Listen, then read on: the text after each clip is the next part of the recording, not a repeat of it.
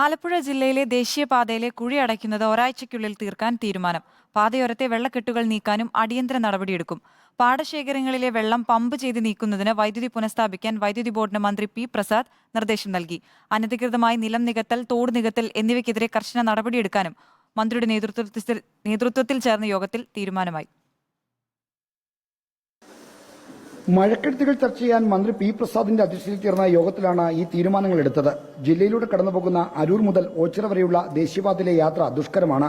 കുഴികളും വെള്ളക്കെട്ടും നിറഞ്ഞ പാതയിൽ അപകടങ്ങളും പതിവായ സാഹചര്യത്തിലാണ് കുഴിയടയ്ക്കാൻ തീരുമാനമെടുത്തത്.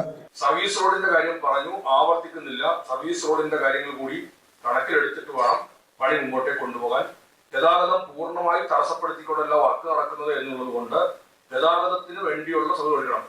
തോടുകളുടെ നീരൊഴുക്ക് തടസ്സപ്പെട്ടതിനെ കുറിച്ച് നമ്മൾ പറഞ്ഞതാണ്. ആ നീരൊഴുക്ക് സമയബന്ധിതമായി അതെല്ലാം പരിഹരിക്കണം. ഇപ്പോഴത്തെ ഈ വെള്ളക്കെട്ട് ഉണ്ടായതിന്റെ ഏറ്റവും പ്രധാനപ്പെട്ട പ്രശ്നം അനധികൃതമായ വയൽ നികത്തലും തോട് കയ്യേറ്റവും നീരൊഴുക്ക് തടസ്സപ്പെടുത്തിയതും തോട് നികത്തിയതും എല്ലാമാണ്. ദേശീയപാതയോരത്തെ സ്കൂളുകളിലേക്കുള്ള പ്രവേശനം തടസ്സപ്പെടുന്ന തരത്തിലും സുരക്ഷയെ ബാധിക്കുന്ന തരത്തിലുമുള്ള പ്രശ്നങ്ങൾ സ്കൂൾ തുറപ്പിന് മുമ്പ് തീർക്കാനും തീരുമാനമായി. അരൂരിൽ ദേശീയപാത ഉയരപ്പാത നിർമ്മാണം നടക്കുന്ന ഭാഗത്തെ ചെളി അടിയന്തരമായി ഡ്രഡ്ജ് ചെയ്ത് നീക്കും. പാടശേഖരങ്ങളിലെ വെള്ളം പമ്പ് ചെയ്ത് നീക്കുന്നതിന് വൈദ്യുതി പുനഃസ്ഥാപിക്കാൻ വൈദ്യുതി ബോർഡിന് മന്ത്രി നിർദ്ദേശം നൽകി.